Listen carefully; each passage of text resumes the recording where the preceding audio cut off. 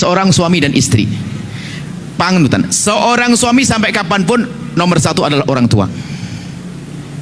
Seorang istri berubah, nomor satu adalah suami. Ingat, tapi suami yang baik, ini semuanya baik semua, amin. Suami yang baik adalah yang menjadikan istrinya agar menomorsatukan bapak ibunya. Faham Anda? Faham Anda? Memang nomor satu bagimu wahai para istri, suamimu nomor satu, karena itu imammu. Kalau sudah melanggar imam, sengsara. Tapi suami yang baik akan selalu mengajari istrinya agar menomorsatukan bapak ibunya.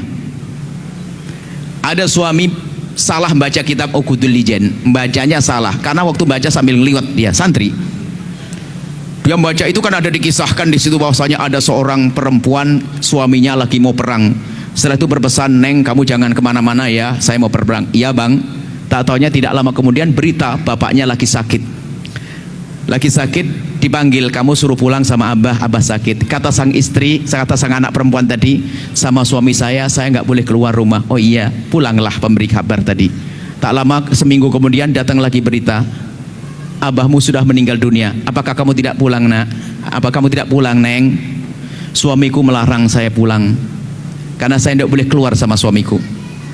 Tak taunya apa, ada yang memimpikan bahwasanya sang orang tua yang telah meninggal dunia diampuni oleh Allah gara-gara baktinya seorang anak kepada sang suaminya. Lah ini salah faham membacanya. Lalu diterapkan begini, "Kamu tidak boleh keluar kemana-mana kecuali izin saya." "Bapak saya sakit bang." "Biarpun sakit sampai mati pun nggak boleh." Ini salah faham. Itu kisah di kitab Uqudul Lijen itu, waktu itu belum ada HP. Suaminya lagi perang tuh nggak ngerti kalau mertuanya bakal sakit. Kalau ngerti bakal sakit pasti bakal dikasih tahu. Salah faham. Sekarang ada diktator, ini biasanya santri malan. Santri biasanya sok baca kitab. "Kamu sudah milik saya, hak saya, tidak boleh kemana-mana. Kamu sudah serahkan sama bapak ibuku, bapak ibumu." "Ibu saya sakit bang." "Biarpun sakit nggak boleh, saya imammu." Nggak begitu. Suami yang baik akan selalu berkata begini pada istrinya, "Wahai istriku tercinta, kemanapun kau pergi kau harus izin, karena kau adalah milikku. Tapi kalau kepada bapak ibumu, bebas sebebas-bebasmu." Gitu loh, paham suami yang soleh? Sebab durhaka itu karena pernikahan banyak. Saya lanjutkan ini karena yang terjadi biasanya seperti itu. Suami istri yang baik adalah istri yang selalu mengajari suaminya berbakti pada ibu bapaknya. Istri yang baik, suami yang baik yang selalu mengajari istrinya berbakti pada bapak ibunya. Rumus kebahagiaan yang ketujuh, 1, 2, 3-nya tak simpan, datang ke pondok saya kasih nanti. Rumus rumah tangga yang indah yang ketujuh adalah ajari pasanganmu untuk berbakti pada orang tuanya, bukan mu. Nya, bukan mu, faham mana? Jadi ajari istrimu agar berbaik-baik dengan bapak ibunya. Hei para istri, ajari suamimu agar baik-baik kepada bapak ibunya. Ini rumus pantulan cinta itu nanti. Ngerayu halus. Gambarannya begini, coba suami istri pergi ke supermarket belanja, tak taunya apa, istrinya itu selalu nambah tambahan sampai suaminya bilang, "Neng, untuk apa sih?" "Sudahlah bang." Nambah lagi, "Neng, untuk apa sih?" "Sudahlah bang." Sampai di rumah tak taunya istrinya sibuk bungkusin sesuatu. Setelah bungkusin begitu, "Mau dibawa kemana, Neng?"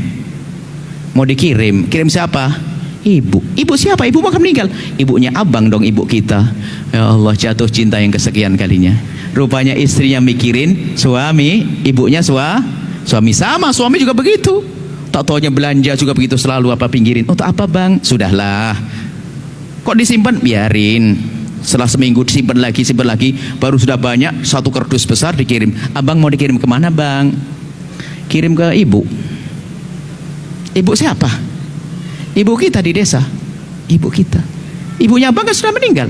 "Ibumu sayang," sambil dipeluk. Wah, jatuh cinta habis tuh. Makanya ngerayu tuh jangan bahasa yang macam-macam, perhatikanlah. Gini rumusnya, sayangilah orang yang disayangi oleh pasanganmu, maka dia akan semakin sayang kepadamu. Kenapa saya panjangkan ini? Banyak kasus rumah tangga kurang ajar sama orang tuanya gara-gara pasangannya. Contoh, ada seorang istri ngadep kepada saya lalu bercerita begini, "Buya, alhamdulillah saya sudah diangkat jadi PNS. Saya tidak tahu judulnya apa, kok tiba-tiba ngomong begitu. Terus, ya saya sudah punya penghasilan sendiri. Selama ini kan saya dikasih sama suami. Kemudian saya nabung-nabung. Bagus. Buya, saya mau tanya, Gimana hukumnya saya sebagai istri? Saya memberikan uang kepada ibu saya. Ibu saya kan janda, tanpa sepengetahuan suami saya. Anda ngirim ibu tanpa sepengetahuan suami. Saya tanya, ini duitnya siapa, Bu?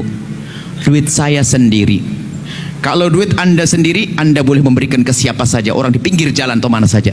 Tapi kalau duit suami haram Anda keluarkan untuk siapapun. Bukan, Bu, ya duit saya. Iya, kalau duitmu boleh, nggak ada masalah. Alhamdulillah, dia ngomong begitu. Cuman saya bukan sekedar mengajar fikih, ada pendidikan di sini. Saya bertanya, Bu, mau tanya saya, apa Bu ya? Memangnya kenapa kalau kamu bantu ibumu ketahuan suamimu?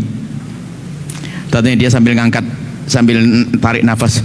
Bu ya, pernah ketahuan sekali suami saya marah-marah. Dalam hati saya, suamimu itu iblis. Nggak ada iblis di sini, maka saya berani ngomong begitu. Ini orang soleh semuanya. Suamimu itu adalah modelnya manusia setan, ngajari istrinya kurang ajar sama ibunya. Maka jadilah suami yang baik. Insya Allah baik. Makanya saya kok berani. Kalau iblis saya berani ngomong. Karena ini bukan iblis semuanya ini. Makanya saya nak ngomong. Jadi suami yang melarang istrinya baik-baik sama ibunya adalah iblis ya. Ngajari jahat dia. Nggak nanamkan kecintaan. Saya nasihati nggak begitu. Harus suami dibawa kepada yang baik. Ada lagi pertanyaan kasus serupa. Seorang laki-laki sudah sukses dia. Dia adalah pengusaha AC atau apa gitu. Dia wasit. Biasanya datang sama istrinya, saya tidak ngerti kasus permasalahan. Biasa orang datang kan datang begitu, kita tidak begitu perhatian. Tiba-tiba datang dia sama anak kecilnya, duduk ngobrol. Mau tanya Bu ya? Boleh. Tanya apa? Saya itu alhamdulillah usaha sudah berhasil. Saya itu orang desa aslinya Bu ya. Dulu abah saya masih hidup, rumah saya tulang punggung yang jadi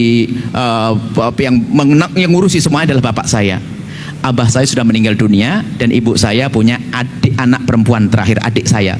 Masih sekolah SMP, SD sampai SMP. Terus gimana Buya? Buya kan selalu ngajari harus kompak, suami istri kompak. Rupanya dia dengar ceramah kita. Saya kepikiran terus masalah itu. Kepikiran kenapa? Buya, gimana hukumnya kalau saya bantu ibu dan adik saya tanpa sepengetahuan istri saya?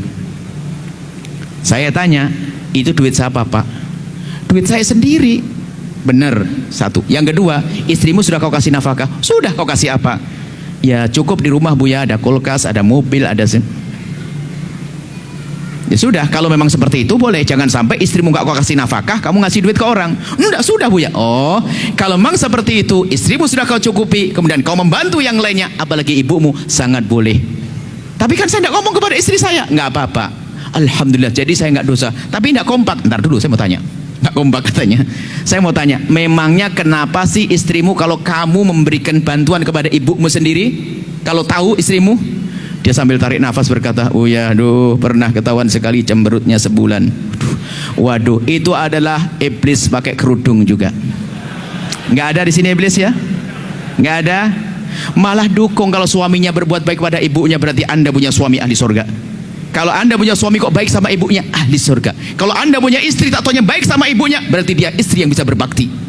Paham makna berbakti? Saya panjangkan begini sebab banyak kejadian-kejadian ternyata seorang suami melarang istrinya berbuat baik kepada bapak ibunya. Kalau Anda punya istri nggak baik sama bapak ibunya, Anda punya istri ahli neraka. Kalau Anda punya suami durhaka sama bapak ibunya, Anda punya keluarga tidak berkah, rugi. Selesai insya Allah, indah.